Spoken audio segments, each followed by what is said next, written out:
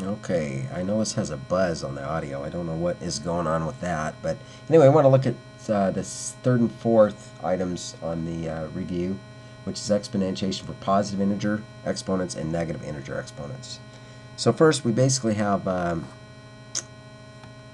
we'll end up with something like if we have in general x to the n,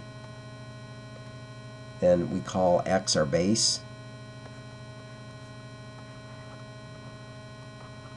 and n is an exponent. Okay.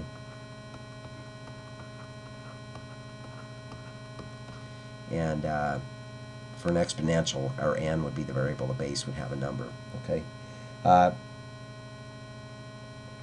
so the main thing here is we want to remember that the thing closest to the exponent is what is being raised to the power.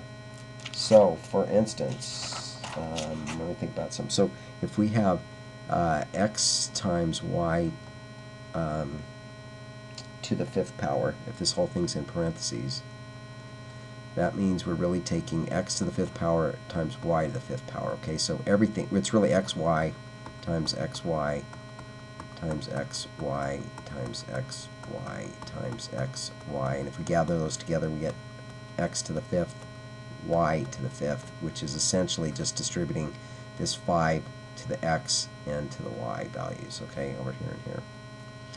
Okay, if we had something like x,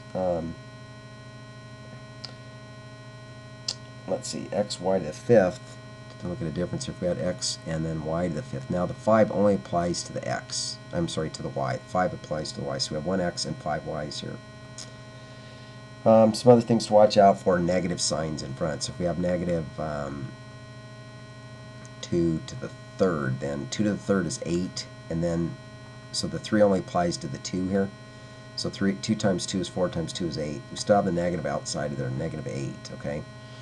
If we had negative of negative 2 to the third, what we're really saying here is this is negative 2 times negative 2 times negative 2, which is going to give you a negative 8 inside the parentheses with a negative on the outside. So we're going to have negative 8, which is just 8.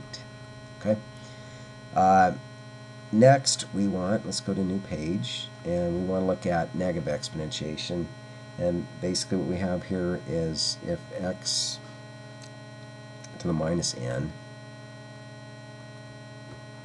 is defined as 1 over x to the n power. Okay, so remember what I was telling you before. If you think about this like a fraction, then if you move your exponent from the numerator down to the denominator, it changes the sign of it. Okay. Likewise, if you move it from the denominator up to the numerator, it'll change the sign of it too. So if we have something like x to the minus 2, that's the same as 1 over x to the plus 2. Okay.